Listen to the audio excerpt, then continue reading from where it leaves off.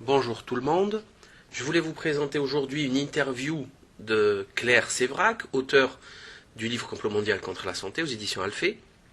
Un très bon bouquin qui s'inscrit, je ne sais pas si vous avez vu hier, mardi 15 mars sur Arte, le dernier DVD et livre de Marie-Monique Robin, Notre poison quotidien, avec des preuves factuelles de la dérive totale mais complète. Je vous invite vraiment à voir ce film. Débrouillez-vous, soit en VOD, soit sur Internet. Il faut absolument le voir. Pour encore une fois, qui va exactement dans le même sens du bouquin de cet ouvrage de Claire Séverac, Complot mondial contre la santé, c'est-à-dire la dérive totalitaire de l'industrie pharmaco-agrochimique et de l'empoisonnement des masses, avec des chiffres du cancer extrêmement élevés en Occident, contrairement au reste du monde qui garde quand même des agricultures et une pharmacochimie beaucoup moins importante. Bref, on y parle de beaucoup de sujets, du complot politique des Bilderberg, du CFR ou de la trilatérale, donc des groupements occultes qui se réunissent dans notre dos, avec un raisonnement vraiment que je trouve très sain de Claire Séverac, notamment le raisonnement vraiment basique du si c'était pas si grave, pourquoi il le cache? Voilà, s'il discute de choses normales, banales, pourquoi ne pas en discuter tous ensemble? Donc c'est une preuve de... Voilà, il faut revenir à des fondamentaux. Je signale qu'Hervé Kempf, dans son livre L'oligarchie ça suffit, vive la démocratie, parle aussi des Bilderberg. Donc ça commence à sortir, tant mieux pour nous. Et ça commence vraiment, et on voit vraiment que ces gens qui se réunissent, en fait, ils se réunissent pour pas grand-chose, puisque la planète court à sa perte, vu le scandale, la catastrophe actuelle au Japon, mais vraiment une catastrophe monumentale, mais vraiment, enfin, on a rarement vu ça. Donc vous avez un tsunami qui est passé, qui a fait de gros dégâts et qui s'en va. Voilà, la nature, c'est toujours carré, toujours propre. Et vous avez l'imbécile être humain qui nous a imposé la fission nucléaire. Et bien maintenant, ils vont dégager de là-bas, ils vont mettre un cordon sanitaire sur un périmètre de 500 km et ils vont plus vivre pendant des siècles. Ou sinon, s'ils veulent, ben ils vivront là-bas, ils mourront de cancer. Et je sais pas, les 10 prochaines années, les 2-3 millions d'enfants à naître, et ben ils seront amputés, enfin ils vont naître avec 2 têtes, avec 4 bras, avec le cœur en moins, je sais pas, des trucs comme ça, comme ça se passe en Irak. Donc c'est très bien toute cette modernité imposée grâce à ces élites plutocrates, hein, et bien sûr, pour finir et passer à l'interview, c'est certainement pas avec des clowns comme Sarkozy, et là, c'est pas moi qui le dis, c'est Saif el-Islam Kadhafi, qui a traité le président français de clown, hein, Dixit Saif el-Islam, puisqu'il lui a financé, il dit, c'est lui qui dit, il lui dit qu'il lui a financé sa campagne électorale à hauteur de 50 millions d'euros ou de dollars, je pense, enfin peut-être dollars ou euros, de toute façon c'est anecdotique. Donc et on voit là vraiment la gravité de la situation qui nous mène à ces conclusions catastrophiques de Marie-Monique Robin, ou surtout de cet ouvrage de Claire Séverac, Complot mondial contre la santé, que je vous invite vraiment à vous procurer. Il y aura 2 conférences prochainement sur Marseille et sur Paris de Claire Séverac que l'on va organiser. Et je vous invite à faire tourner l'information et à très bientôt. Claire Séverac, bonsoir. Je suis vraiment content de vous interviewer par téléphone concernant votre livre Complot mondial contre la santé aux éditions Alphée, sorti en 2010. C'est un gros bouquin, un bouquin de 411 pages avec 561 références. C'est très bien sourcé. C'est un bouquin qui parle du pouvoir inouï de Big Pharma, ainsi que l'agrochimie et sa pollution environnementale, donc de notre santé, hein, plus simplement. On a vécu dernièrement le scandale du Mediator et ses 2000 morts, ce qui ne rend que votre bouquin beaucoup plus intéressant et dans une actualité brûlante. C'est un livre assez complet, et Dieu sait que j'en ai lu des bouquins sur la santé. C'est un livre c'est assez exhaustif qui fait une synthèse et vraiment, vraiment très très facile à lire. Et bon, je pense qu'il serait intéressant vraiment, vraiment que les gens l'achètent et qu'ils le gardent, qu'ils le lisent et qu'ils s'occupent et qu'ils s'informent de tout ce qui se passe, parce que je pense qu'il y a des chances de sauver vraiment beaucoup, beaucoup, beaucoup de gens. Alors j'aimerais vous poser quelques questions. Première question, qu'est-ce qui a déclenché l'idée de ce livre et pourquoi cette absence totale de passage dans les médias officiels? Parce que dernièrement, par exemple, on a vu une certaine Isabelle Saporta euh, promouvoir son livre Noir de l'agriculture, mais vous, non, semble-t-il. Je ne sais pas pourquoi, donc je vous pose la question. Il y a deux questions. Alors l'idée du livre, c'est que en fait j'ai vécu comme beaucoup de gens vivent jusque-là, quoi. C'est-à-dire que je me rendais bien compte qu'il y avait des choses très bizarres qui se passaient et qui n'étaient pas normales. Et puis après, je revenais à ma vie courante et je faisais je faisais mon travail normal et ce que j'avais envie de faire. Et puis j'oubliais la question, j'oubliais l'incohérence des choses. Quand il y a eu le problème de la grippe H1N1, j'ai trouvé que là, il y avait énormément d'incohérences et énormément de choses justement dans les médias qui ressemblaient à des trucs appris par cœur, quoi, qui n'étaient pas des gens qui fouillaient et qui essayaient de nous dire quelle était la vérité, mais qui répétaient comme un copier-coller, comme des gens qui répétaient un communiqué de presse sans chercher à comprendre ce qu'il y avait derrière. Et d'ailleurs, souvent, les communiqués de presse à 10 minutes d'intervalle étaient contradictoires. Et donc j'ai commencé à chercher pour moi, déjà pour mon information personnelle, pour savoir ce qu'il fallait en penser. Et là, je suis tombée je suis allée de Caraïbes en Silla, c'est-à-dire que j'ai vu des choses et j'ai vu passer des documents absolument incroyables. Et comme j'ai une formation de mathématicienne au départ, je veux dire, forcément, ça m'a interpellée et j'ai essayé de comprendre pourquoi c'était pas logique. Et à partir de ce moment-là, je me suis rendu compte qu'il y avait vraiment tromperie, qu'on nous disait un peu n'importe quoi. Et après, je suis remontée historiquement pour savoir depuis quand c'était comme ça, avec une énorme peur rétrospective. C'est que je me suis rendu compte en enquêtant sur les vaccins, après le H1N1, en enquêtant sur les autres vaccins, que moi, à un moment donné aussi, j'avais pris ma fille sous le bras et j'étais allée me faire vacciner et la faire vacciner contre l'hépatite B. Et qu'en lisant ce qui s'était passé après, je me suis rendu compte que les quelques communiqués que j'avais vus dans les journaux ne correspondaient pas du tout à la réalité, à savoir au nombre de personnes qui avaient eu leur vie complètement plombée par ce vaccin. Et donc,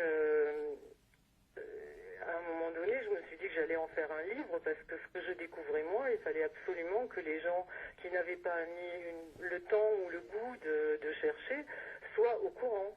Et puis avec donc une peur rétrospective parce que moi j'ai échappé au pire et ma fille aussi pour le vaccin du HB, mais et puis après une énorme colère parce que je me suis dit que c'était absolument dégueulasse de nous faire prendre des risques aussi importants et tout en comprenant que si on nous faisait prendre ces risques-là, c'était uniquement pour le profit de quelques-uns.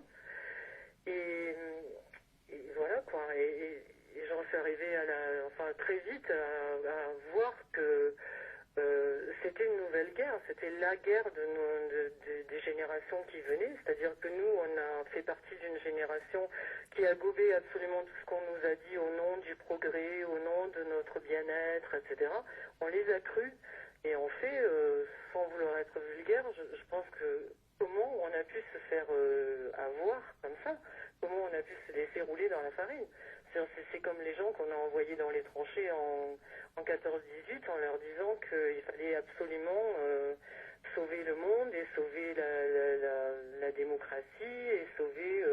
je veux dire, maintenant, je pense qu'on est les esclaves des temps modernes et que nous, simplement, on nous envoie pas au front, mais on nous dit consommer, consommer, un maximum de saloperies qui appartiennent aux mêmes personnes et qui font le profit de quelques-uns. Tout à fait, je suis entièrement d'accord avec vous et c'est exactement le chemin que j'ai. L'absence dans les médias, parce que quand on remonte la filière, on se rend bien compte que par actionnaires interposés, ce sont les mêmes à qui appartiennent qui sponsorisent les universités au nom de grandes idées humanistes. Enfin, ils nous disent, voilà, on est humaniste. D'ailleurs, dernièrement, on nous a dit Bill Gates, Warren Buffett, etc. Les milliardaires de la planète vont donner 95% de leur fortune pour le bien-être de l'humanité. Ils considèrent que c'est pas bien de le donner à leurs enfants. Il faut le rendre à l'humanité. En fait, quand on se rend compte qu'ils donnent cet argent-là à leur fondation et que leur fondation achète des vaccins à leur entreprise pour aller les distribuer aux petits Africains ou soi-disant, bon, c'est encore une façon d'avoir de l'argent qui place dans une entreprise soi-disant humanitaire mais qui est surtout exempte d'impôts et qui ensuite fait marcher leur industrie parce que ce sont des milliers de vaccins ou des milliers de millions de vaccins et de médicaments qui refourguent. Tout à fait. De toute façon, enfin, tout le monde sait aujourd'hui que le système des fondations n'est qu'un système d'optimisation fiscale, hein, rien d'autre. Et les médias, donc, soit ils appartiennent par action interposée, c'est-à-dire sont les mêmes actionnaires dans les laboratoires, dans les médias, dans les cartels, soit c'est les budgets publicitaires, parce que les laboratoires, c'est pas seulement les produits pharmaceutiques, c'est aussi les eaux de Pologne, les yaourts, les pâtes dentifrice, enfin je veux dire, c'est tout un tas de trucs qui paraissent complètement anodins. Donc les budgets publicitaires que ça représente auprès des grands médias font que ces médias-là n'ont pas du tout envie de se mouiller pour défendre quelqu'un qui leur enlève le pain de la bouche. Moi, je connais beaucoup de gens dans les médias et quand je leur ai parlé de mon livre, ceux qui étaient vraiment mes amis m'ont dit clairement, tu tapes sur les labos, donc on n'en parlera pas. Ok. C'est une affaire de gros sous et on peut pas. Ça a le mérite d'être clair. Ah oui. Au début de votre livre, vous parlez des organismes transnationaux, ONU, FMI, tout ça, qui, en fait, quand on y pense un tout petit peu, on remarque qu'il n'y a absolument aucun génocide n'a été évité par l'ONU depuis 50 ans, 60 ans, que des troupes de l'ONU sont impliquées dans des milliers de viols et d'actes pédophiles, que le FMI, par exemple, est une mascarade. L'échec total de l'OMS concernant la fausse grippe H1N1 et ses 2 milliards de vaccins que Roselyne Bachelot a voulu nous acheter. Le FMI en parle puisque Dominique Strauss-Kahn est de retour sur la scène politique. On vient de voir dans le Canard enchaîné de la semaine dernière qu'ils avaient fait un rapport 15 jours avant les émeutes en Libye, un rapport extrêmement positif pour la Libye. Et je vous cite à la page 26, sur le FMI, sur leur site internet, leur objectif c'est de promouvoir la coopération monétaire internationale, de garantir la stabilité financière, de faciliter les échanges internationaux, de contribuer à un niveau élevé d'emploi, à la stabilité économique et de faire reculer la pauvreté. Je ferme les guillemets. Donc, pourquoi continue-t-on à donner du crédit à des superstructures comme celle-ci qui n'ont fait qu'aller d'échec en échec? C'est quand même assez troublant. Mais moi, je suis pas d'accord avec vous. C'est pas un échec. C'est-à-dire que le papier cadeau dans lequel on nous emballe tous ces organismes est vachement joli. Exact. Tout Donc, à fait. on nous dit effectivement dans toutes les chartes de tous ces organismes, c'est toujours pour le bien de l'humanité, pour la faim dans le monde, pour éradiquer la faim dans le monde, pour que plus personne ne meure de faim, pour que plus personne ne soit malade, etc. Donc on nous l'emballe vachement bien. Ouais. C'est un peu normal qu'on l'avale tant qu'on ne se pose pas de questions. Donc on est bien d'accord, c'est du sentimentalisme, c'est une manipulation assez grossière.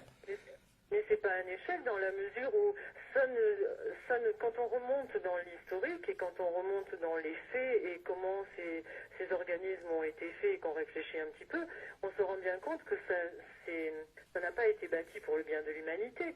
Ça a été bâti pour fonctionner comme ça. Tout à C'est-à-dire fait. pour que ces gens-là, je veux dire, à un moment donné, se sont posé la question, ils se sont dit, c'est quand même mieux de faire des bénéfices sur le monde entier que sur un seul pays.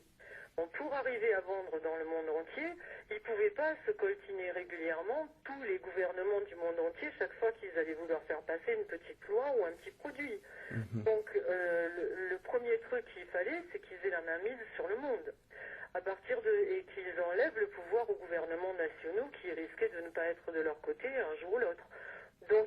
créé des organismes supranationaux qui ont pouvoir sur les gouvernements nationaux. Et c'est pour ça que ça va très bien pour eux et très mal pour nous. Parce que ça passe par-dessus la tête de nos gouvernants qui ne sont pas en mesure de répliquer à ça.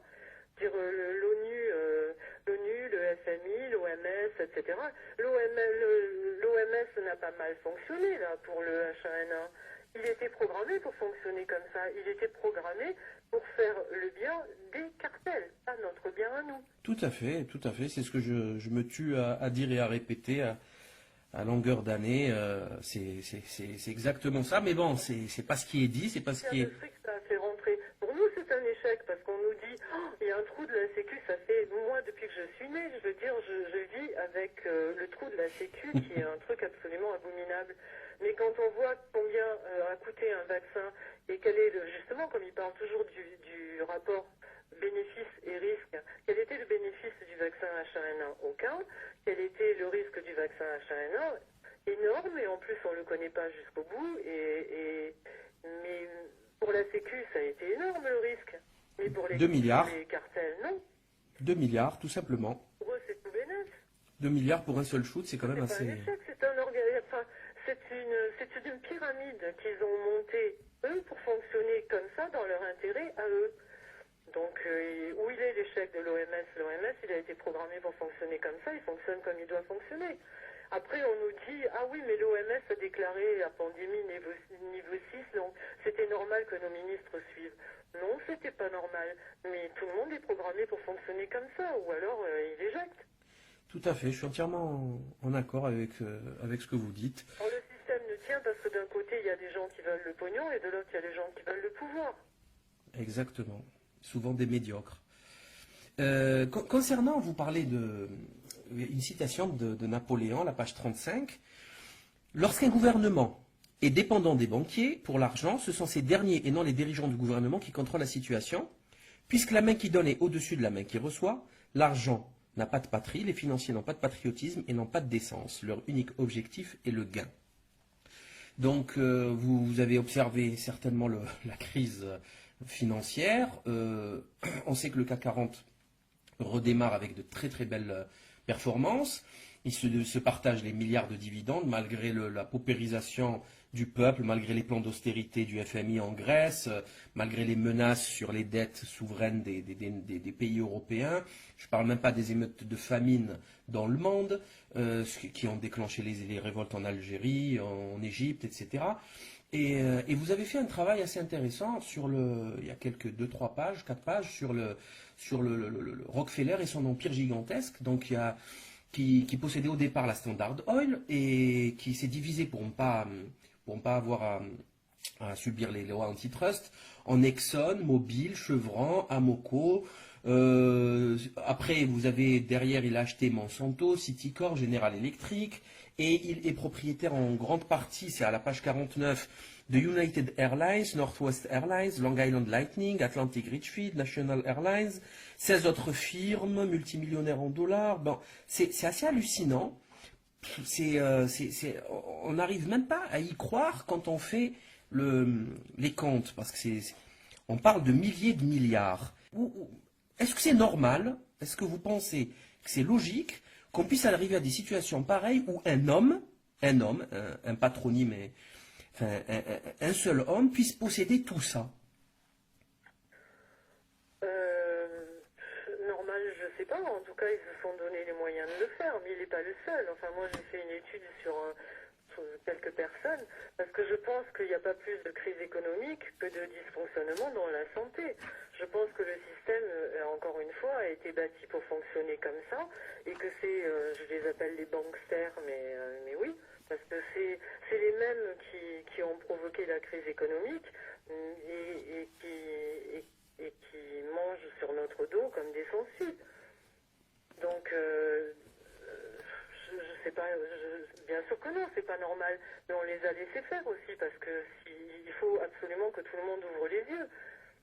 La raison pour laquelle j'ai fait ce livre, c'est que je vous ai dit, quand on s'est appelé tout à l'heure que j'étais grand-mère depuis ce matin et je me sens une responsabilité terrible vis-à-vis des générations qui viennent parce que justement nous on a été des générations de gens pipotés complètement et que je pense que la seule chose qu'on peut, enfin c'est un devoir d'ouvrir les yeux des générations qui viennent et de leur dire surtout ne croyez pas ce qu'on vous dit. Parce que c'est une entité, c'est-à-dire que ce sont les mêmes qui sponsorisent les universités, ce sont les mêmes qui asphyxient les médias, qui font que les journalistes ne font plus leur boulot, qui est de savoir si l'information qu'ils nous donnent, la moindre des choses serait de vérifier si l'information qu'ils nous donnent est une vraie information ou une information qu'on veut nous faire gober. Ça, c'est le travail déontologiquement d'un journaliste, que les trois quarts ne font plus, pour être gentils. Donc, il nous reste à nous, citoyens, citoyens et êtres humains, de se demander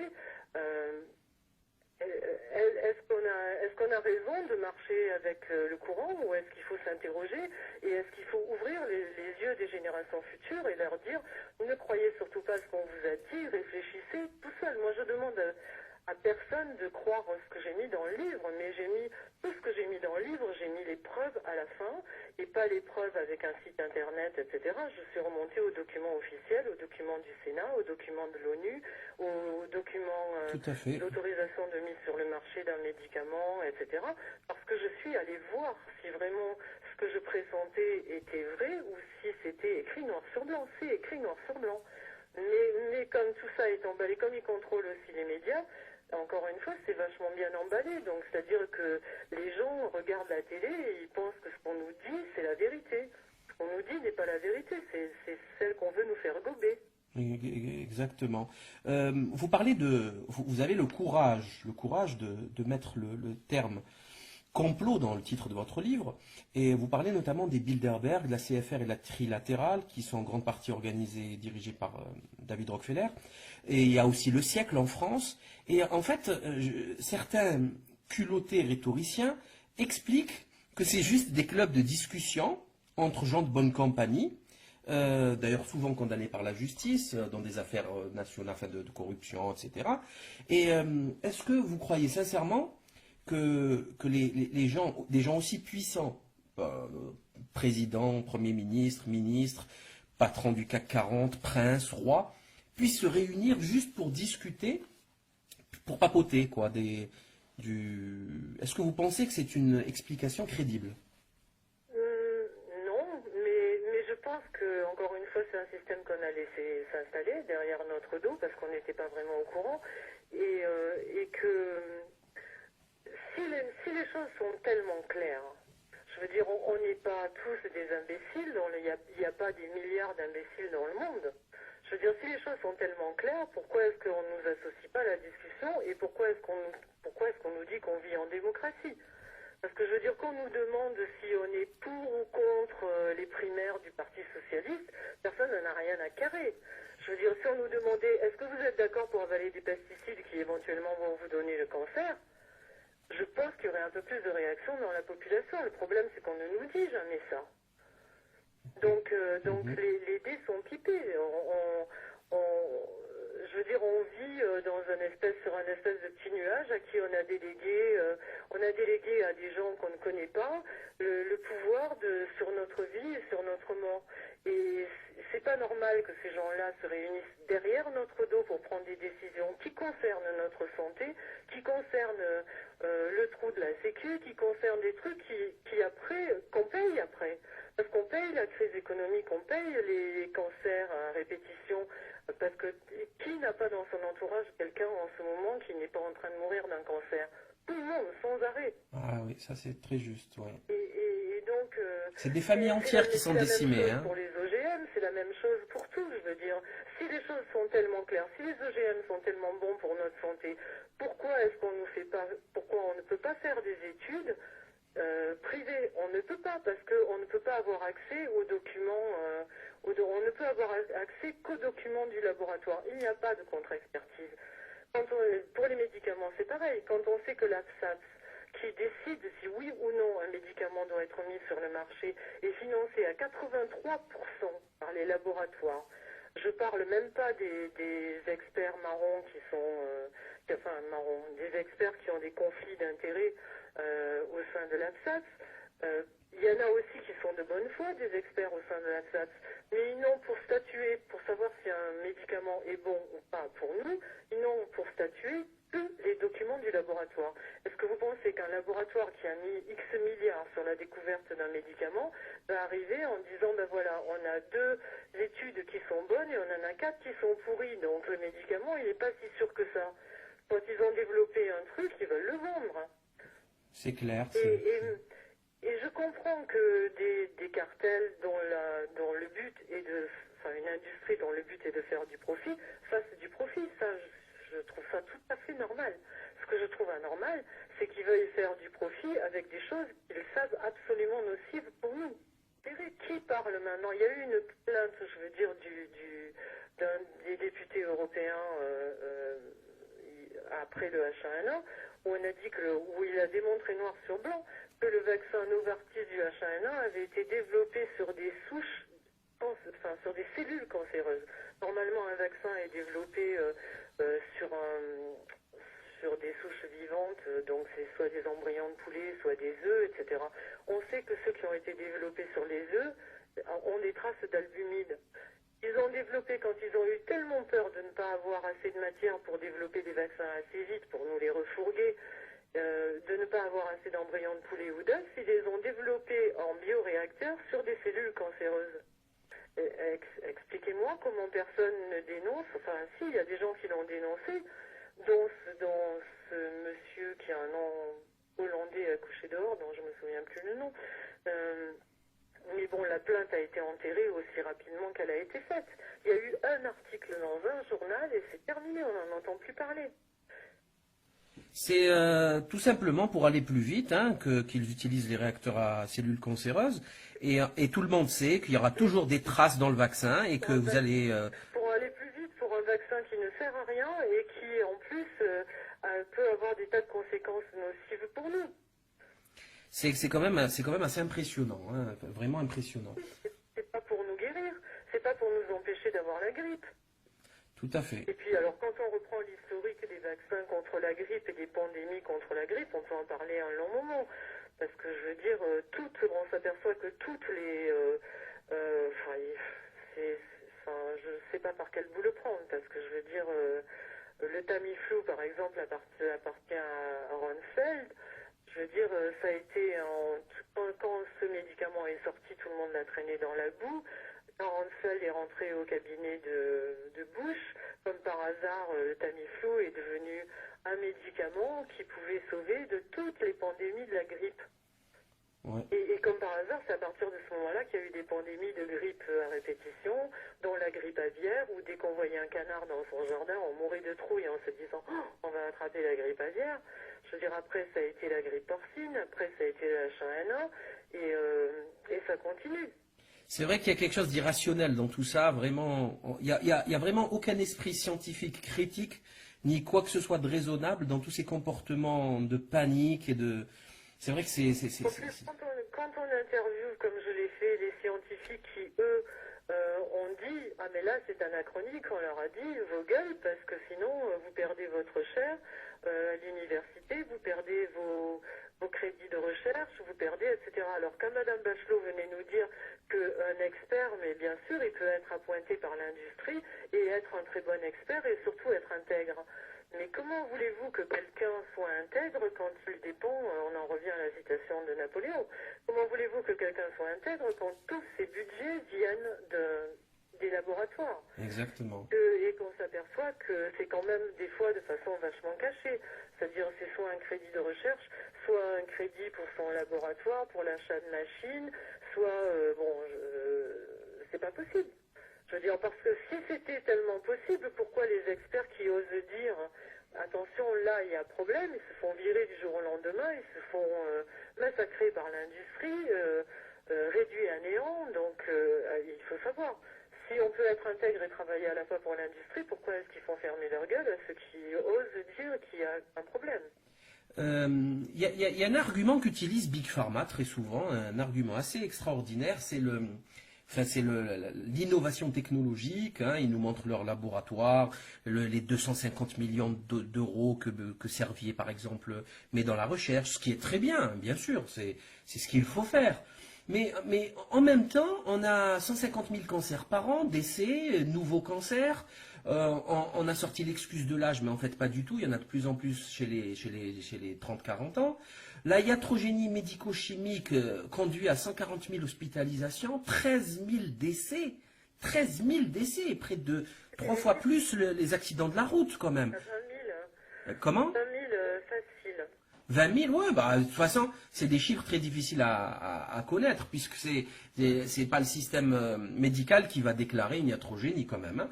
Et sans oublier les maladies nosocomiales, bien sûr. Ça, on parle des problèmes de prescription médicamenteuse. Ça, quelle est la presse qui nous le dit? Personne, absolument personne.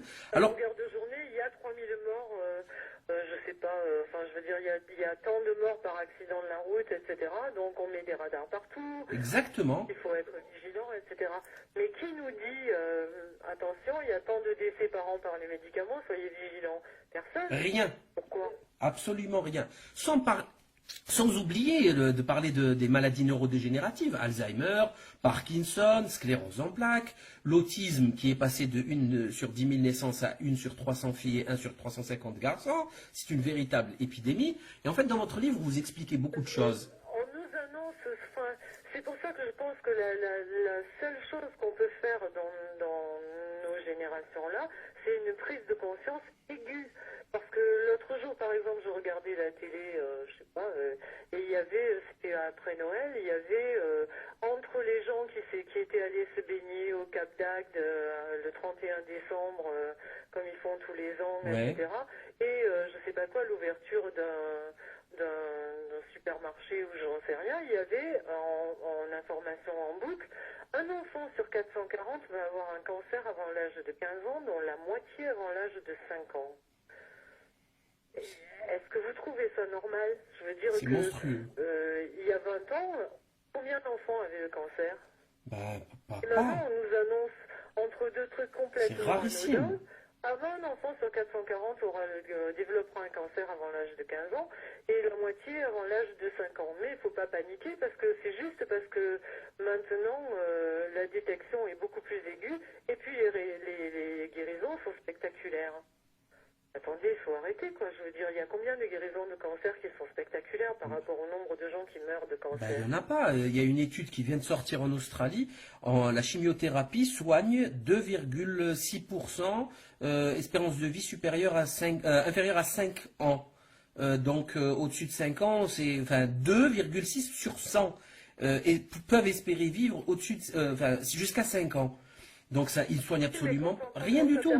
Quand on fait des recherches sur les actionnaires, justement, et qu'on s'aperçoit qu'on fait à un moment donné, les gens comme Monsanto, Syngenta, enfin je veux dire plein de boîtes comme ça, Sanofi Aventis, etc., ils ont créé ils ont vite compartimenté les choses, c'est-à-dire qu'il y en a un qui s'occupe des pesticides et de l'agrochimie, et il y en a un qui s'occupe de guérir, soi-disant, c'est-à-dire de faire les médicaments qui vont nous guérir, etc. Mais en fait, quand on s'aperçoit que ce sont les mêmes actionnaires qui ont des parts dans les sociétés qui fabriquent les pesticides et qui fabriquent la chimiothérapie, je veux dire que le lien est facile à faire. C'est-à-dire que plus il y a des gens qui sont atteints par les pesticides et qui développent de cancer, plus ils vendent de médicaments en chimiothérapie. Complètement, sauf que ces médicaments sont totalement inefficaces, hein, c'est ça le problème. Parce que là, on nous explique l'innovation, les milliards, et en fait, il n'y a aucun résultat. Ils n'arrivent même pas à soigner une grippe. Ils n'arrivent pas à soigner un rhume. Donc c'est quand même inquiétant de voir, par exemple, de mettre de l'argent dans le Viagra, des trucs complètement inutiles, en plus dangereux pour les cardiaques, et de ne pas pouvoir soigner un cancer ou un diabète, puisque ce sont des ALD, hein, on est malade toute notre vie, on est obligé de prendre des médicaments à vie, ce qui est très rentable pour l'industrie pharmacochimique. Donc, C'est le même qui fabriquent des vaccins ou des médicaments qui donnent le diabète qui fabriquent l'insuline. Exactement, exactement, exactement. Il faut vraiment lire ce livre pour comprendre tout ça. Le problème qu'on a tous, c'est qu'on a été élevés en pensant que l'industrie pharmaceutique était faite pour nous soigner, que les médecins étaient là pour nous sauver la vie. Et je veux dire, je ne tape pas sur les médecins, parce que je pense qu'il y en a énormément qui, comme des chercheurs, il y a énormément de chercheurs qui sont vachement honnêtes et qui subissent pire que ce que nous on subit. Mais bon, il y en a beaucoup aussi, je veux dire, qui dans l'industrie qui fabriquent pas des médicaments pour nous soigner. Ils fabriquent des maladies pour nous faire consommer leurs médicaments.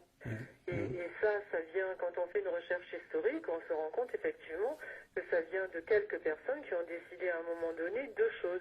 C'est-à-dire que comment on peut faire du pognon, c'est en vendant, en contrôlant la nourriture, et deuxièmement, qu'est-ce qui fait que les gens sont vachement réceptifs, c'est quand ils ont peur pour leur vie, donc la santé. Donc les deux créneaux où ils pouvaient vraiment faire du blé, c'était la santé et la nourriture.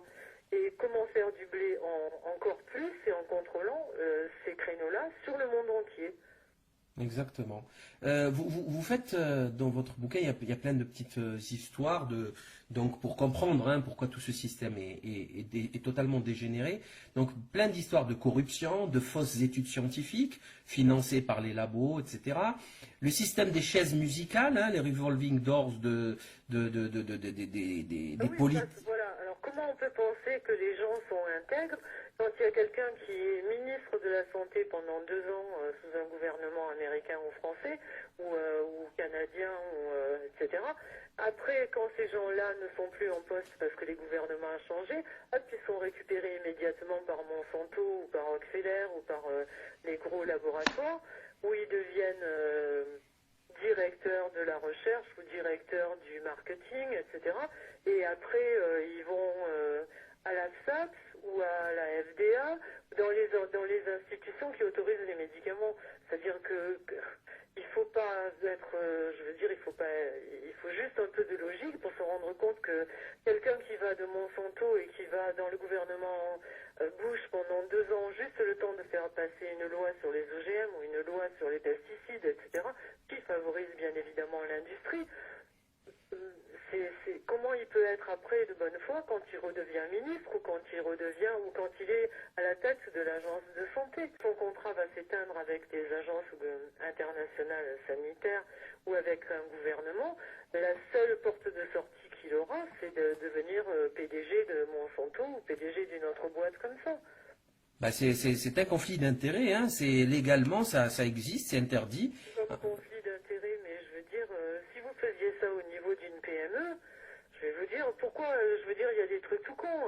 En France, si un employé veut témoigner pour ou contre son patron, on va dire il y a conflit d'intérêts puisqu'il est, je veux dire, il est soumis à... Exactement. Enfin, il peut être influencé par son patron, etc. Et à ce niveau-là, il n'y en a pas. C'est ça qui est terrible, parce que la justice, elle a prévu déjà tout ça, et en fait, c'est un déni de justice, la justice n'est pas appliquée. Et il n'y a absolument aucune loi à inventer, puisque ça s'appelle de la concussion, c'est des intérêts, c'est l'autorité publique qui va faire profiter le privé de certaines largesses. Tout est clair, tout est dans le code pénal, mais la loi apparemment n'est pas appliquée, c'est aussi simple que ça. Moi, j'ai fait une recherche vraiment pendant des mois et des mois, parce qu'après, quand on rentre là-dedans, c'est absolument innommable, je veux dire, ce qu'on découvre. Donc après, il faut bien trouver les preuves et trouver pourquoi ça fonctionne comme ça. Et je veux dire, finalement, c'est un système qui est hyper bien organisé, sauf qu'on s'en doute pas. C'est un système mafieux, tout simplement. Et tout est très cohérent. Vous parlez du prix Galien que je connaissais pas. C'est un très gros prix, très prestigieux. Il est quasiment international. Et en fait, j'ai fait une petite recherche là sur leur site officiel et ainsi que sur la liste des 77 médicaments qui sont sous surveillance actuellement après le scandale du Mediator. Et en fait, par exemple, chaque année, ils donnent des médailles aux médicaments, aux nouvelles découvertes, etc.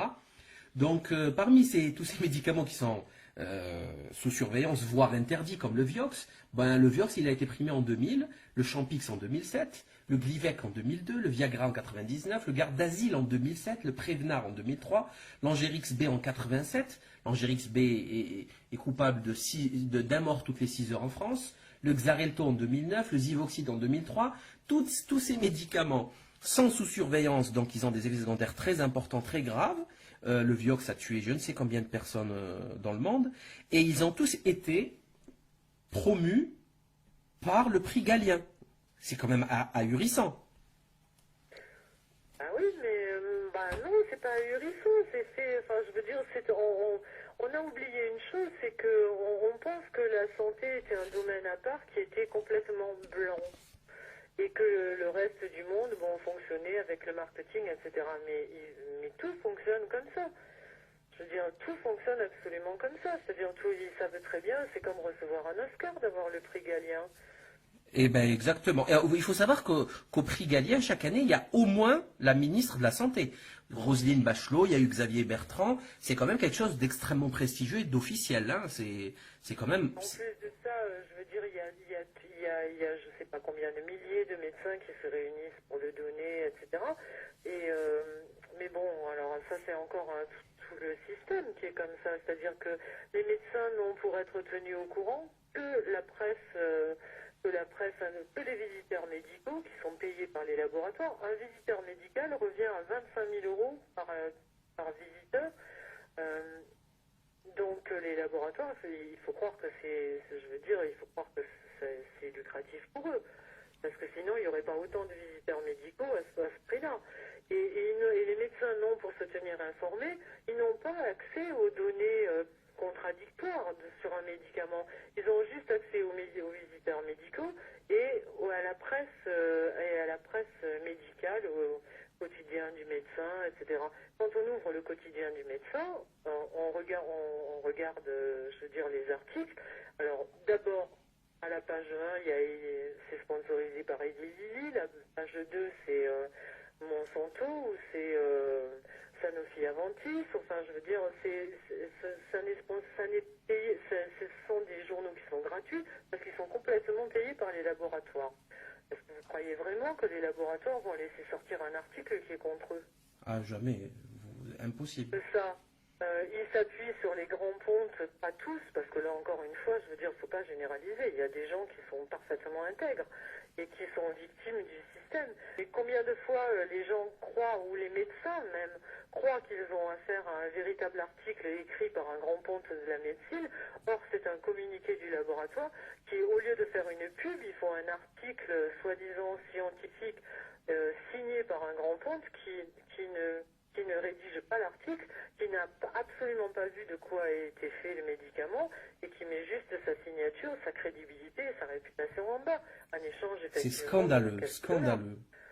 Pareil pour les journalistes, hein. Je veux dire, il y a plein de journalistes qui font des piges ou qui rédigent des articles des labos et qui se prennent du fric pour ça. Et donc après, qu'est-ce qu'ils vont dire à la télé ou à la radio? Ils vont dire que le truc est pourri. C'est réellement scandaleux. J'ai une autre question qui concerne des déclarations assez terrifiantes de certains politiques ou princes, notamment celle par exemple de Robert McNamara, qui disait donc il faut prendre des mesures draconiennes de réduction démographique contre la volonté des populations. Réduire les taux de natalité s'est avéré impossible ou suffisant, il faut donc augmenter le taux de mortalité. Comment? Par des moyens naturels, la famine et la maladie. Ted Turner, le mania des médias, expliquait en 1996 une population totale de 250 à 300 millions de personnes, un déclin de 95% par rapport au présent niveau serait l'idéal. Et pour finir, le prince Philippe d'Édimbourg a écrit « Dans l'éventualité où je serais réincarné, je voudrais revenir comme un virus mortel afin de contribuer en quelque chose pour résoudre le problème de la surpopulation. » Et en fait, il y a par exemple un certain comité mexicain Provida a remarqué que dans des vaccins du tétanos, anti-tétanos, ce qui est un concept c'est impossible de fabriquer un vaccin antitétanique, puisqu'il est complètement anaérobie, le Clostridium tetani, mais c'est une autre affaire. Il y avait dedans des anticorps anti-HCG, l'hormone de la grossesse, et qui rendaient les femmes stériles. On parle aussi de maïs contraceptif. Que pensez-vous de cette volonté de réduire la population mondiale? En fait, là, il faudrait que j'étudie le problème beaucoup plus à fond. Parce que je suis partagée entre deux idées. Je pense que s'ils ont fait ces déclarations, c'est pas pour rien. Et qu'encore une fois, si ces gens-là se réunissent derrière notre dos pour prendre des décisions qui peuvent être contraires au genre humain, c'est pas par hasard. De notre côté, je me rends bien compte que enfin, l'être humain n'a de valeur pour eux que dans la mesure où ils consomment. Donc je suis assez mitigée. Je ne sais pas s'ils veulent vraiment nous faire mourir ou alors après avoir beaucoup consommé. C'est peut-être pour ça C'est vrai que c'est certaines contradictoire. maladies C'est vrai que c'est chroniques, contradictoire. avant, on mourait de maladies. Bon, maintenant, on meurt de maladies où on est malade longtemps et où on est mal longtemps et où on consomme longtemps. Donc, je pense que c'est pas aussi, peut-être pas aussi réfléchi que ça. C'est-à-dire que et tout se tient. Hein. C'est la même chose avec les OGM. Quand ils vous disent qu'ils font les OGM parce qu'il faut nourrir 6 milliards de personnes dans le monde et que les OGM ou la viande industrielle, etc., on nous dit c'est parce que on ne peut pas produire assez pour nourrir la population mondiale. Mais quand on voit quelle est la politique de Monsanto, par exemple, qui fait des graines stériles, c'est-à-dire que tous les paysans dans les pays les plus pauvres pouvaient prendre leurs semences d'une année à l'autre et la replanter, et que maintenant on s'aperçoit qu'ils font des semences stériles, c'est-à-dire qu'ils obligent ces paysans-là tous les ans à racheter des semences, on ne peut pas dire que ce soit pour aider la population mondiale à lutter contre la faim. Pas du tout, effectivement. Ah, ça c'est clair. Donc, Ça, c'est clair. donc il y a des tas de choses comme ça qui sont pas, qui sont complètement folles. Je veux dire, ils ont complètement épuisé les paysans en Inde. Je veux dire, qui se suicident par centaines. L'Argentine, que tout le monde connaît comme des grandes prairies où paissaient les vaches, etc. Ils ont tout détruit pour faire du maïs, du soja transgénique. Alors ça c'est encore un truc qui mérite réflexion aussi. Parce ils ont complètement tué ces pays-là en mettant, ils ont enlevé les bêtes de ces pays-là. Il n'y a plus de prairies, il n'y a plus de bœuf en Argentine, ou plus beaucoup. Et ils font du soja transgénique pour nourrir notre bétail en France. Et notre bétail en France, les paysans, on leur dit on vous l'achète 3 francs 6 sous parce qu'il y a surproduction. Ouais, c'est assez impressionnant. En fait, il y a tout le monde en souffre. Que ça soit l'agriculture intensive, enfin le tiers-monde ou le monde occidental, tout le monde souffre de cette politique de l'agriculture et de l'élevage intensif. Oui, mais enfin, c'est une politique des cartels, parce que je veux dire, c'est comme quand le gouvernement vient à la télévision et qui nous disent, mais de toute façon, on va faire des enquêtes pour savoir pourquoi les paysans, on leur achète leurs produits tellement bas et pourquoi c'est revendu tellement cher en grande surface. On va faire une enquête pour savoir pourquoi. Et c'est très facile de savoir pourquoi, parce que si un paysan qui met X mois à élever ses bêtes, à produire ses légumes, etc., on le lui achète 3 centimes le kilo de pommes ou rien du tout, je veux dire son kilo de bœuf, et que c'est vendu 3 euros en grande surface le kilo de pommes, ou 5 euros même, et très cher la viande, je veux dire, entre les deux, il y a quoi? Il y a la grande distribution. Bah oui, Donc il ne faut pas chercher où est l'argent. Il faut pas chercher. Mais c'est pour ça que je pense que c'est un système qui est totalement construit pour fonctionner comme ça. Parce qu'il ne faut pas chercher où est le trou de la Sécu. Quand on fait des vaccins qui coûtent 400 ou 500 euros à la communauté et qui sont dans le meilleur des cas ne servent à rien et dans le pire des cas nous rendent malades parce que ils produisent des Guillain-Barré, ils produisent l'autisme, ils produisent des tas d'autres maladies. Bon, je veux dire, et le trou de la Sécu dans les vaccins qui coûtent 500 euros qui servent à rien, je veux dire, on sait où est l'argent. Et la crise économique aussi, on sait où est l'argent. Effectivement. Donc, pourquoi ils viennent nous faire de grandes déclarations à la télé pour dire on fait des enquêtes pour nous en papaouter 5 minutes de plus, 3 jours de plus, ou un an de plus. Mais bon. Faut bien faire croire qu'on est en démocratie. c'est évident. Je veux dire, c'est évident que ce sont les mêmes personnes. Tout à fait.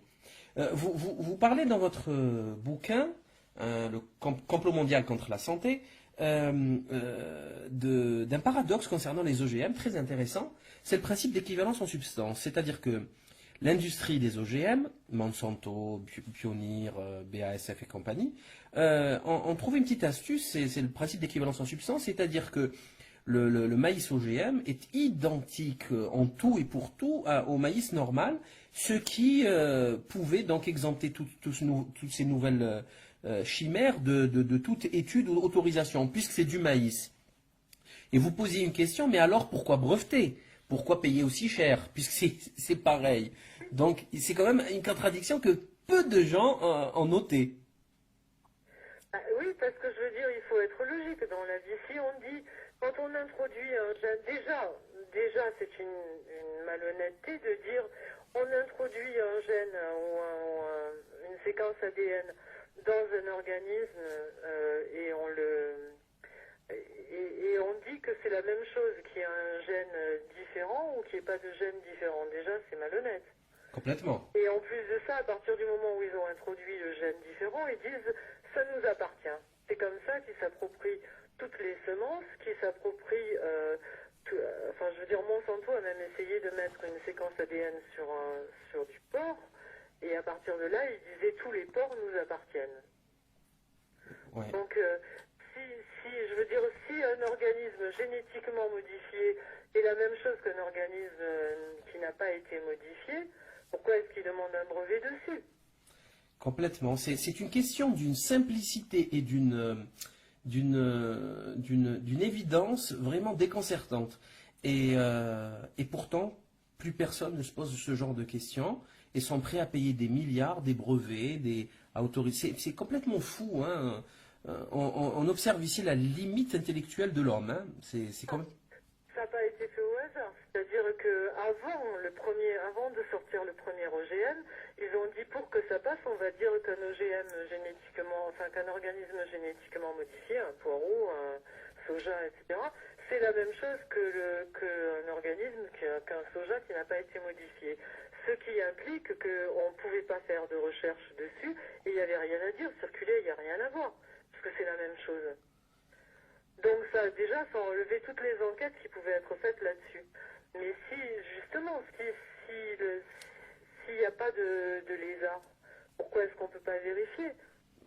C'est... Si vous n'avez rien à vous reprocher qu'on enquête sur vous, vous en foutez. Bien sûr, bien sûr, bien sûr. C'est évident. C'est évident, mais c'est quand même assez troublant. Il y a plusieurs anecdotes dans votre livre, très très intéressantes, qui sont assez terrifiantes surtout, hein. C'est l'histoire du maïs avec une protéine pour traiter, donc c'est un genre d'alicament pour traiter les diarrhées des cochons en 2001, qui s'est retrouvé dans l'alimentation humaine. Quand on rajoute le maïs BT avec le pesticide à l'intérieur, ça vous donne à peu près une idée de ce qu'on mange. Vous parlez d'un milkshake à la fraise avec 50 produits chimiques à l'intérieur. Ça, c'est quand même pas mal. Une anecdote à la page 354, poulet aux stéroïdes en Chine, avec un blanc de poulet de 36 cm. C'est quand même... c'est pas naturel, on va dire. Vous reprenez, ça c'est une information que je connaissais déjà, c'est le placenta humain qui a été récupéré des maternités et donné à manger au bétail, hein, en Suisse. C'est passé en Suisse, une information qui était parue, je crois, dans Le Monde. Ça ressemble aussi aux cellules de fœtus humains qu'on met dans les cosmétiques, ce qui est quand même assez gerbant, tout ça. Vous parlez d'huile frelatée dans certains produits, hein, de l'huile de vidange. Je rappelle à ceux qui ne le savent pas qu'il y a eu un même souci au Maroc dans les années 50, après le départ des forces américaines. Certains imbéciles idiots et dégénérés ont cru judicieux de commercialiser l'huile de moteur d'avion. Ça a donné, je crois, des dizaines de milliers de paralysies. Donc c'est une affaire extrêmement grave, extrêmement sérieuse. C'est quand même des anecdotes terrifiantes. On croirait être dans un film d'horreur. On est dans un film d'horreur, hein, parce que, je veux dire, quand on regarde l'élevage industriel, etc., je veux dire, c'est catastrophique. C'est absolument catastrophique. Comment les hommes, comment nous qui avons la pensée par rapport à ce qu'on fait des animaux, parce je veux dire, encore un autre débat, mais je veux dire, comment on peut traiter les animaux? Je veux dire, nos ancêtres allaient à la chasse, ils mangeaient, ils tuaient pour manger, etc. Ça peut se comprendre. Mais nous, je veux dire, on traite ces animaux de façon absolument immonde et ça nous retombe dessus parce que, bon, moi, je vous suis pas encore sur tout votre débat dont on a parlé tout à l'heure, mais je veux dire, je crois foncièrement qu'on n'est pas ni sur Terre par hasard, ni complètement ni isolés les uns des autres, que ce soit les animaux, les plantes, je pense que la création est un tout, et que quand on traite les animaux comme ça, je veux dire, il y a une part de karma qu'on va devoir avaler. Je veux dire, c'est pas normal. Et ça nous retombe dessus d'ailleurs. Je veux dire, la punition, elle est déjà là. Parce que quand on traite les animaux de cette façon-là, et qui sont dans des conditions d'hygiène épouvantables, on voit les truies qui peuvent même pas regarder, elles mettent bas, elles peuvent même pas tourner la tête vers leurs petits qui sont en train de les téter, parce qu'ils sont complètement, je veux dire, aliénés et attachés dans les cages, etc. Que les poulets ont leurs pattes qui tombent tellement ils s'accrochent parce qu'on les met sur des clayères qui sont en pente pour que les excréments puissent s'évacuer, etc. Je veux dire, on les traite de façon innommable. Et quand on les traite comme ça et que les conditions d'hygiène sont terribles, les poissons, c'est pareil, hein, je veux dire. Donc, on est obligé de leur donner des tonnes d'antibiotiques, on est obligé de mettre des tonnes de désinfectants, on est obligé, et ça nous retombe dessus dans la mesure où après on bouffe des antibiotiques, on ne mange pas du poulet, on ne mange pas de la vache, on mange des antibiotiques. Tout à fait. Après on nous dit, ah bah oui, mais maintenant, après quand vous êtes malade et que vous prenez un antibiotique, ça vous fait plus rien, parce que notre corps est bourré d'antibiotiques. Exactement, exactement. Tout ce qu'on nous raconte, ce sont des mensonges. Quand on pense, je veux dire, les marins pêcheurs, ils allaient à la pêche, ils ramenaient leurs poissons, ils le vendaient à la criée, les gens mangeaient les poissons, tout allait bien. On nous dit pareil, on nous dit, oh, mais on peut pas, quoi, il faut faire de la pêche industrielle parce qu'on pourrait pas nourrir le monde entier, on n'a pas assez de poissons. Mais par contre, on est en train de vider les mers. Et quand on sait qu'il faut 5 kilos de poissons de mer pour produire 1 kilo de poissons d'élevage, qui détruit les mers? Est-ce que c'est pour nourrir le monde ou est-ce que c'est pour engraisser les multinationales? Parce que le marin pêcheur qui est sur le port et qui vendait à la criée, il n'engraissait pas les multinationales et il risquait pas de le faire. Donc de toute façon, comme le paysan qui faisait son cochon, qui engraissait son cochon et qui le tuait après et qui faisait ses conserves et qui le vendait. Donc la seule façon dont les multinationales pouvaient foutre le nez dans cette chaîne, c'était de produire à grande échelle et de nous dire il y a danger parce qu'on ne pourra pas nourrir la population. Mais quand on est obligé de détruire 5 kilos de poissons de mer pour faire 1 kilo de poissons d'élevage, il faut qu'ils arrêtent de nous raconter que c'est pour nourrir l'humanité. Ah, pas du tout.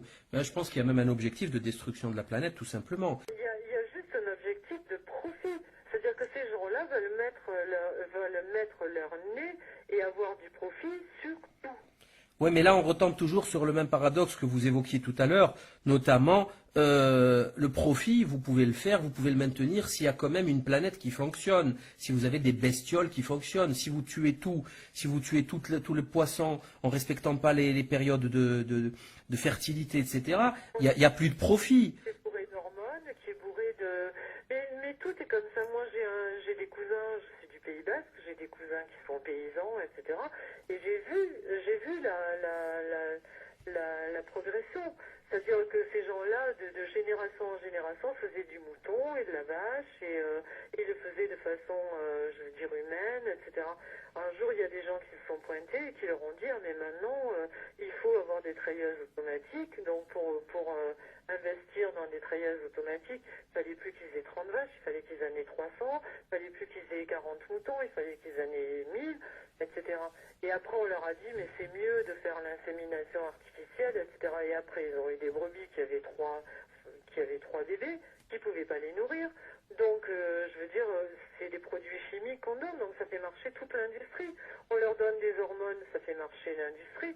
On leur donne des antibiotiques, ça fait marcher l'industrie. Et c'est tout comme ça.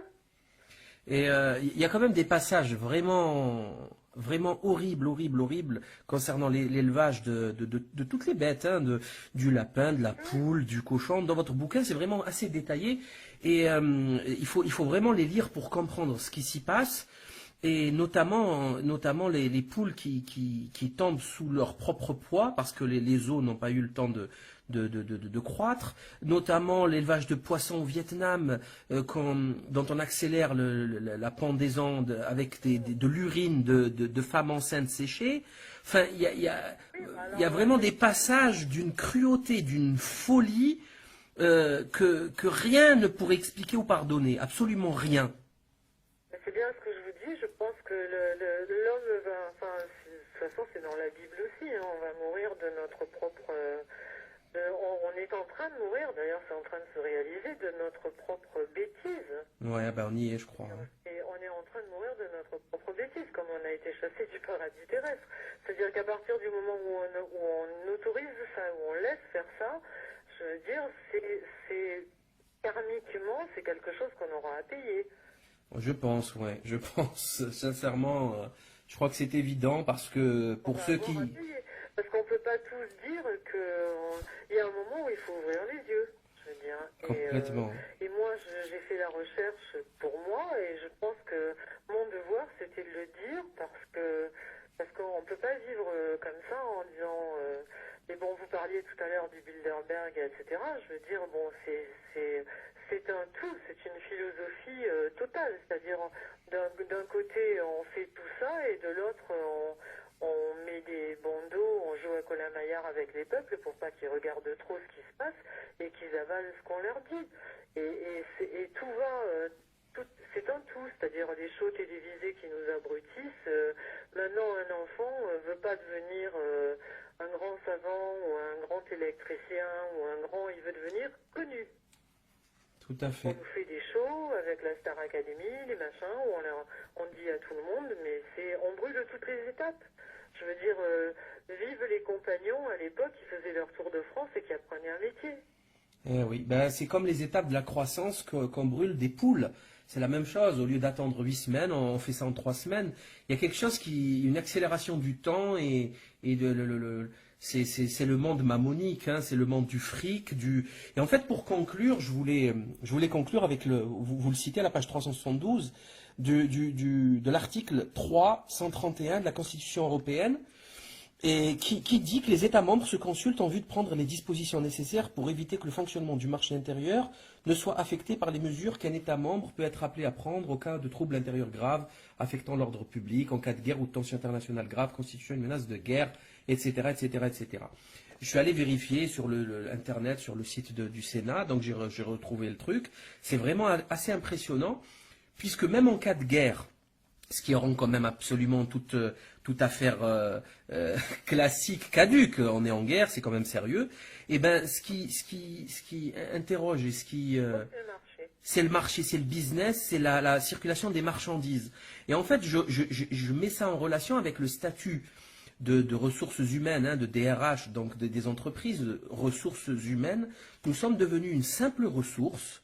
Malléable à merci, corvéable à merci, délocalisable à merci, humilié à merci. Il n'y a qu'à voir les suicides chez France Télécom et après le patron de France Télécom, on va lui donner des parachutes en or, des retraites et même des médailles, hein, des médailles de gestion de manager. Donc je crois que là on a atteint le fond du gouffre, puisque le bonheur, puisque les affaires des hommes ne se résume plus uniquement que par le marché et par le fric. Et je crois que vous le résumez très très bien dans votre livre et vraiment je le conseille vraiment à tout le monde. Je considère comme un devoir de dire ce que j'ai appris. Après, parce que tout le monde n'a pas le temps ou l'énergie ou l'envie de faire les recherches que j'ai faites. Mais je veux dire, je pense que là, on s'est tellement fait bananer qu'on est vraiment les esclaves des temps modernes. Et d'ailleurs, on nous fait tout supporter. La la crise, le prix du pétrole, la sécu, les machins, c'est nous qui sommes... on doit payer pour tout. Je veux dire, un mec qui est patron de PME et qui s'en sort pas, je veux dire, il va faire une faillite frauduleuse, on va tout lui prendre. Et ces gens-là, je veux dire, on nous a donné qu'un hocher, c'est la démocratie. On nous a dit, ah mais vous pouvez voter, allez voter parce que c'est comme ça qu'on peut changer les choses. Ben, je voudrais bien, mais la conclusion à laquelle je suis arrivée, c'est que on ne peut pas changer grand-chose en allant voter parce que ceux qui sont en position d'être éligibles sont crachent au bassinet ou bouffent dans le bassinet. Donc la seule chose qu'on peut dire, c'est non. Donc, Et vous parliez tout à l'heure des peuples qui sont, enfin je veux dire, tout ce qu'on est en train de vivre en ce moment, là c'est pareil, on nous dit les peuples sont en train de se révolter pour leur démocratie. Il faut arrêter, quoi, je veux dire, c'est bien, je veux dire, je trouve ça vachement bien. Mais je veux dire, il y a certainement d'autres puissances derrière, parce que c'est pas du jour au lendemain que les mecs se sont dit, ah ben là on est capable de gagner. Faut arrêter de nous faire croire que c'est parce que c'est un mec qui s'est immolé par le feu qu'ils ont fait tomber les gouvernements.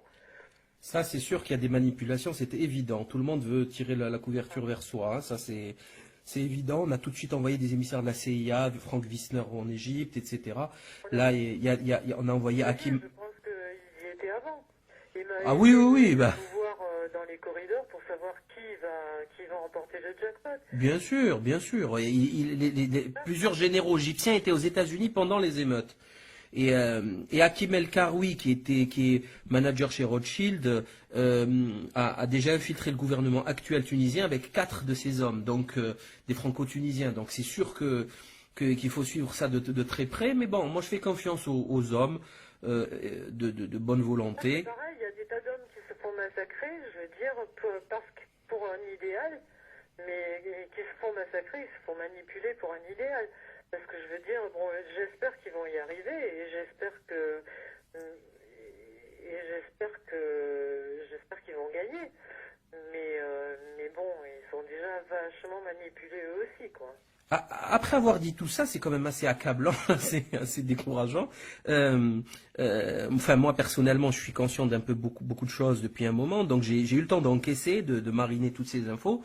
Mais il faut quand même dire aux gens qui écoutent, peut-être il y en a qui écoutent ça la première fois, faut leur dire que quand même, c'est bon, on a le pouvoir. Vous avez le pouvoir de refuser, de dire non. Vous n'êtes pas obligé de manger des plats préparés, vous n'êtes pas obligé de tout prendre, de vous vacciner aux gardes d'asile, de vous vacciner à toutes ces cochonneries, de prendre tous les médicaments qu'on vous donne. Vous n'êtes pas obligé. Donc, tout va bien. Non, mais en plus, vous parlez du garde d'asile, mais ces gens-là ne reculent devant rien, parce que le garde d'asile, c'est soi-disant, quand on regarde les pubs télé, c'est sauver votre enfant, empêchez-la de mourir du cancer de l'utérus. Et quand on regarde l'autorisation de mise sur le marché du garde d'asile, à la haute autorité de santé, et j'ai mis tous les liens dans le bouquin, il y a écrit noir sur blanc que ce vaccin n'a aucun effet sur le cancer de l'utérus. Il a soi-disant un effet sur 2 papillomas, alors qu'on en a une centaine dans le corps, qui éventuellement pourrait donner le cancer de l'utérus dans 25 ans. Et s'il est efficace, il est efficace que pendant 5 ans sur 2 papillomas sur 100. Et quand un enfant, quand une fille de 14 ans est vaccinée, elle va arriver à un âge, à maturité sexuelle à 19 ans, je veux dire, à partir de ce moment-là, c'est même plus valable sur les 2 papillomavirus dont il nous parle. Et ça coûte 500 € à la sécurité sociale. Ouais. Alors je veux dire, on a fait la boucle là. Ah oui, je crois que c'est bouclé, oui. Ben, c'est le même principe que la grippe. Les témoignages il faut que les gens arrêtent de se laisser terroriser par le corps médical et par les gens qui disent il faut absolument prendre ce vaccin, ou il faut absolument se faire vacciner contre le H1N1, ou il faut absolument se faire vacciner contre le cancer de l'utérus. Qu'ils aillent regarder les documents officiels. Moi, je demande à personne de me croire. Qu'ils aillent regarder les liens que j'ai mis et qu'ils se fassent leur propre opinion. Ça ne sert à rien. Et j'invite tout le monde à voir le film de Lina Bemoreco, Silence en vaccine.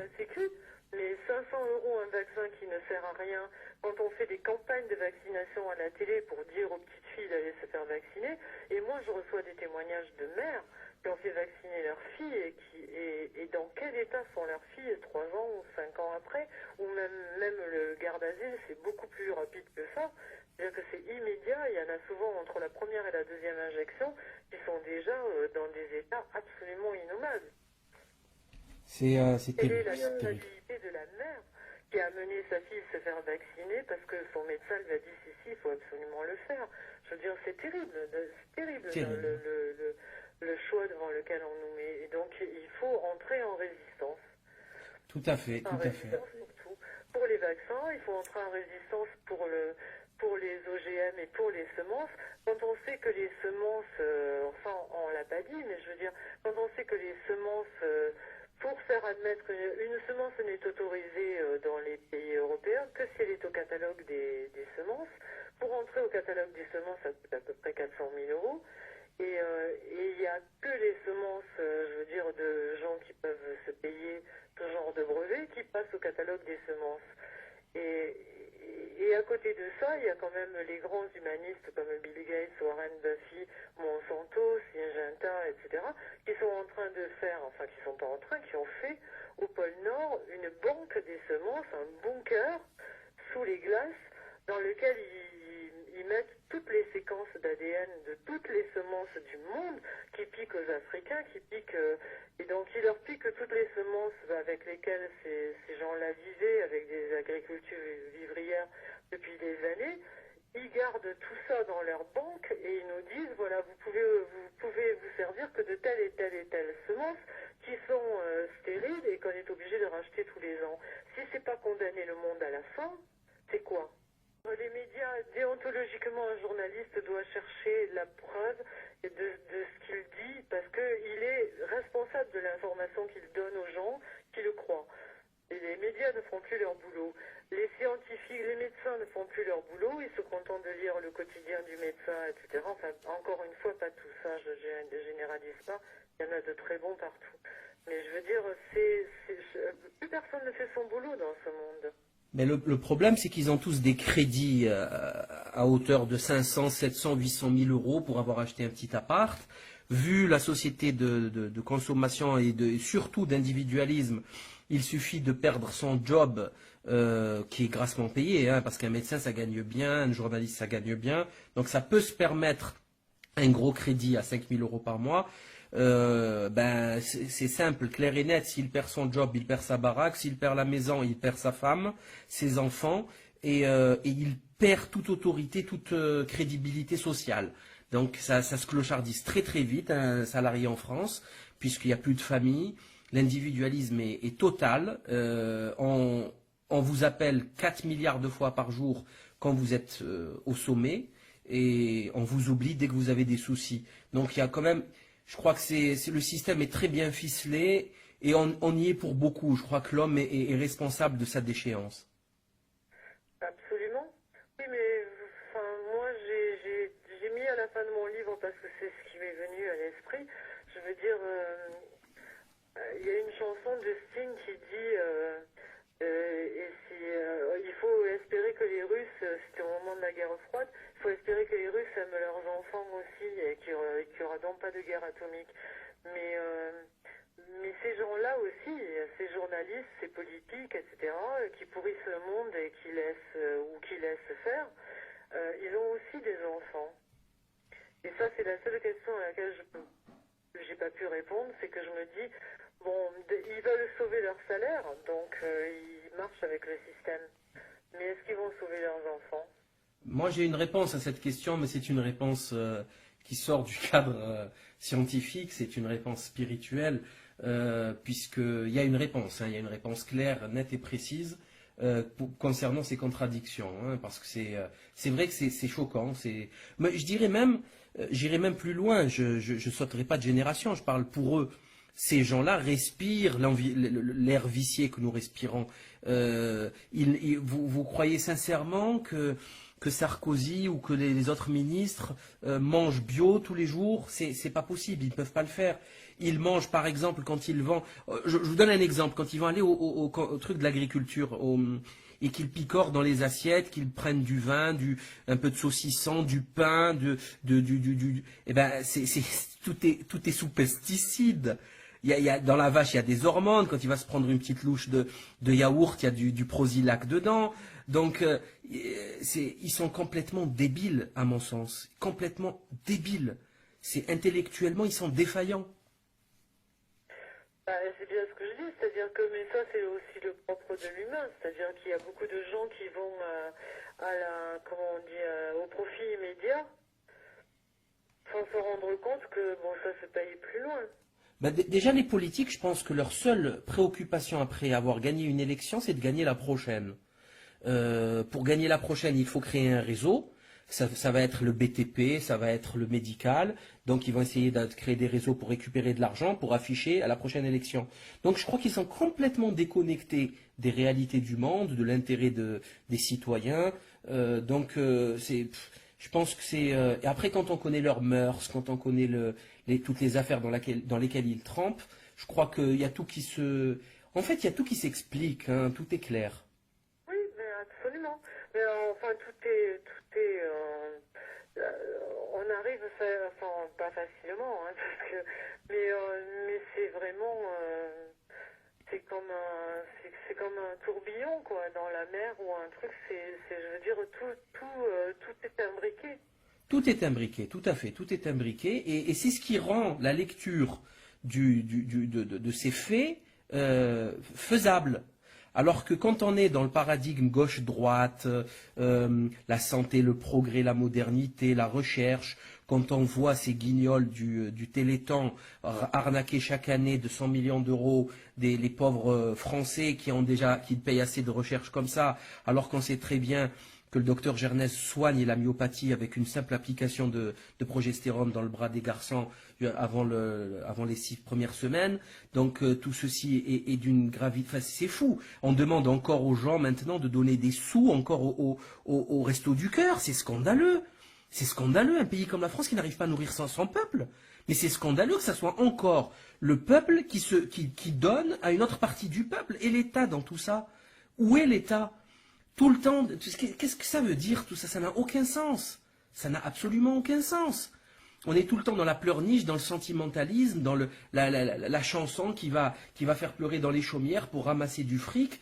Mais ça suffit tout ça. Enfin, faut se réveiller. Si la France, un des plus grands pays agriculteurs au monde, qui n'arrive pas à nourrir décemment, correctement son peuple, qui ne fasse pas les poubelles.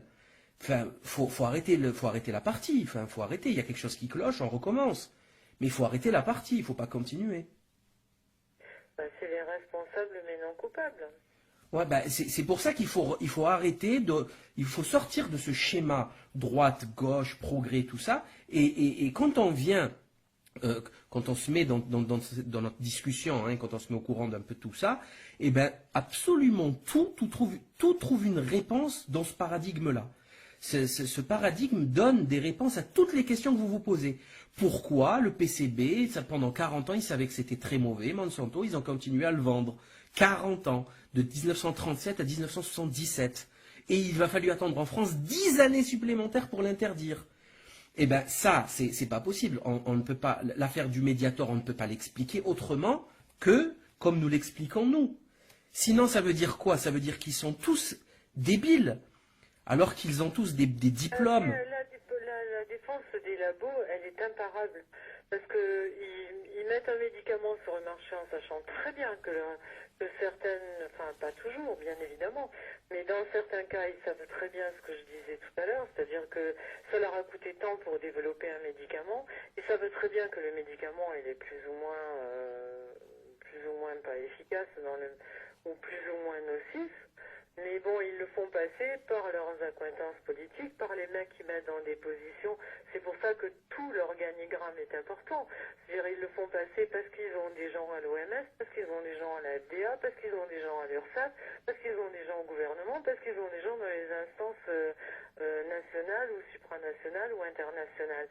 Et à partir de ce moment-là, ben, ils font passer leur truc en sachant très bien qu'ils nous plombent.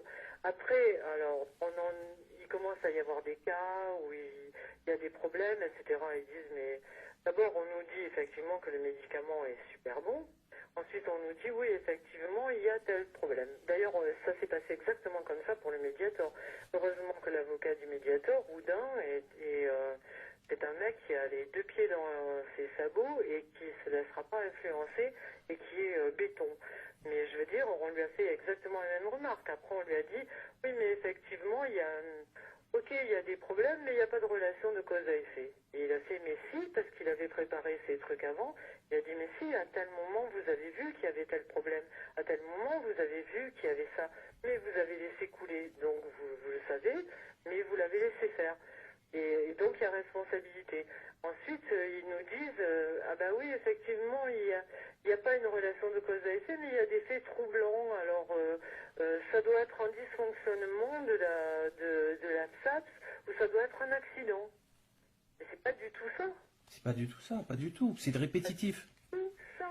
Parce que ça, c'est ce que je dis à un moment donné dans mon bouquin, parce que j'ai vécu 12 ans aux États-Unis, mais c'est juste une question de bon sens.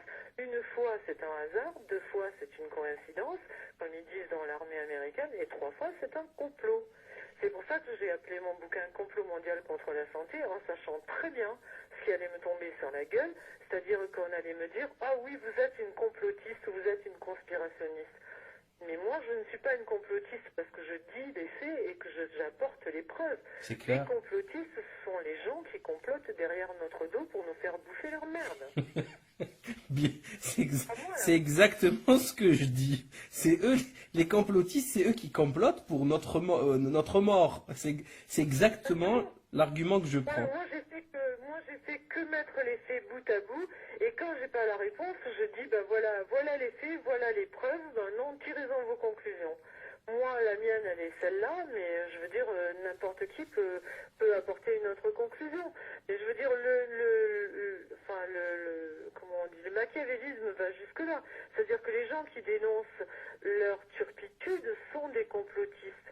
J'aurais pu très bien, je savais très bien en l'appelant complot mondial contre la santé que j'allais m'attirer les foudres. Et j'aurais pu l'appeler scandale, machin. Mais non, c'est un complot parce que je suis même allée regarder la définition dans le dictionnaire. Un complot, ce sont des gens qui se réunissent derrière votre dos dans des buts néfastes. Si des gens comme les labos, etc., comme Monsanto, machin, qui savent très bien qu'ils mettent sur le marché des produits qui vont tuer nos nappes phréatiques, qui vont tuer les sols, qui vont tuer les insectes, les abeilles, etc., qui vont détruire les paysans, qui vont détruire notre santé, c'est pas eux les complotistes, alors c'est quoi? Regardez ce que j'ai trouvé, regardez les preuves, et après vous faites ce que vous voulez.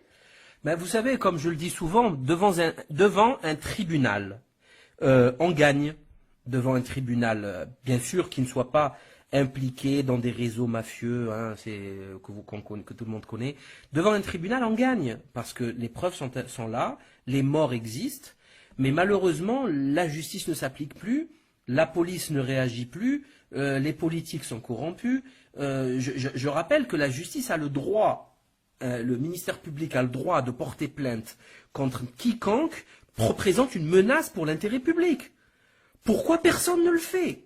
Pourquoi il faut attendre qu'il y ait 115 dossiers de patients qui portent plainte? C'est quand même hallucinant. On voit qu'une entreprise dérive totalement, ils ont tué des milliers de personnes et il n'y a pas un procureur qui a le courage de porter plainte, de stopper ce meurtre, ce carnage. Après, on nous dit, oui, mais il y a les jobs, il y a 5000 salariés. Oui, mais bon, on attend quoi? Qu'il va tuer 5000 personnes? Pour tout ça parce qu'il fait embaucher 5000 personnes. Et depuis quand 5000 personnes? C'est un enjeu économique. C'est pas un enjeu économique, Servier. Donc ça n'a aucun sens. Enfin, il y a quelque chose qui ne va plus. Il y a quelque chose qui est cassé. Il y a quelque chose qui est cassé, c'est exactement ça. Oui, mais bon, leur système est vachement bien pensé du début à la fin. Ah, c'est génial, c'est malin avec un grand M. Après, ils disent c'est un dysfonctionnement, et après ils disent, oups, quand on voit le sang contaminé, quand on voit les hormones de croissance, quand on voit, je veux dire, le scandale de l'hormone de croissance, c'est terrible. C'est monstrueux. Je veux dire, des enfants qui juste n'étaient pas assez grands on leur donne, enfin, qui, sans être scientifique, ok, est-ce que ça vous viendrait à l'idée d'aller chercher des hypophyses sur des gens qui sont malades d'Alzheimer et de les implanter sur des enfants? Sur des cadavres, Sans être scientifique. Et ces gens-là nous disent, bah oui, je suis un grand scientifique, mais bon, je l'ai fait, mais dans l'état des connaissances scientifiques de l'époque, on ne pouvait pas savoir que c'était nocif. Mais bon, ça tient pas, là encore, devant un tribunal. Cette excuse ne tient pas. Parce que... Je veux dire, l'hormone de croissance, ils n'ont rien pris, le HB, Eh oui, ils n'ont c'est rien ça le pris, problème. C'est ça le problème. non, je veux dire, ça tient pas. Il faut qu'ils arrivent à démontrer qu'il y a... C'est pour ça que l'avocat du médiator est très fort, parce que lui, il a cherché les preuves avant, et chaque fois, il les a laissées s'enfoncer. C'est-à-dire que chaque fois qu'ils ont dit, ah ben non, mais il n'y a pas de relation de cause à effet, il dit, mais si, parce que regardez, vous avez dit ça à tel moment, donc vous étiez conscient, etc. Et chaque fois, ils démontent leur truc. Mais moi, je suis persuadé qu'on peut les mettre en prison Et très maintenant, simplement. on propose d'indemniser les victimes qui ne se retournerait pas contre lui et qui accepterait de ne pas porter plainte contre lui. Mais moi, je veux pas qu'on indemnise des victimes. Moi, je veux que la justice soit faite. Je veux que la loi s'applique à un criminel qui a tué 5000 personnes ou 2000 personnes. La loi, c'est pas une indemnisation. Depuis quand on indemnise des meurtres? Quelqu'un qui tue dans la rue 5 personnes, il les indemnise pas quand même. Enfin, si un milliardaire il est dans la rue, il passe, il tue 3 personnes, après il dit attendez, portez pas plainte, je vous indemnise 100 000 euros chacun. Mais ça va pas, ça n'a aucun sens. C'est pas comme ça que ça fonctionne la loi, la justice en France. Le code pénal ne fonctionne pas ainsi. C'est l'indemnisation, c'est en plus. Oui, mais ces gens-là, effectivement, sont des criminels. Je veux dire, c'est crime contre l'humanité. Si une fois dans la vie, si une fois dans l'histoire de l'humanité, il y a eu crime contre l'humanité, c'est bien là. Ah ben, évidemment, on parle de millions de morts là. Hein. On parle de millions de morts entre les maladies nosocomiales, la iatrogénie médicamenteuse, plus tout l'empoisonnement environnemental agrochimique. On parle de millions de morts. Hein. C'est évident depuis maintenant 30 ans que ça dure. Ça, c'est inégalable. Hein. Je crois qu'on a nul démon ne peut espérer mieux que ça. Hein. C'est pas possible. Aucun dictateur, aucun monstre, c'est inconcevable. C'est inespéré. Ouais. Bah écoutez, merci infiniment, mais vraiment. Bah, c'est moi. Votre livre franchement est important. J'insiste et j'invite les gens à se le procurer. Complot mondial contre la santé, édition Alphée, La passion d'éditer, Jean-Paul Bertrand. Donc il faut absolument se le procurer et 21,90 € et lire ça et le diffuser, surtout diffuser ces informations. Parce que bon, je suis désolé pour vous, pour tous les auditeurs, c'est comme ça, c'est ainsi. Elle a raison dans ce qu'elle écrit. C'est écrit noir sur blanc. C'est les réalités de ce monde. Les morts existent. N'attendez pas ce qu'il y ait des morts dans votre famille pour réagir et de créer de stériles associations supplémentaires de défense, de je ne sais quoi. C'est trop tard après que la mort soit passée par là. Je crois que c'est trop tard. Il faut réagir avant. Il faut être un peu préventif. Donc, lisez tout ça, faites diffuser l'information. Merci infiniment Claire Sévrac. Donc là,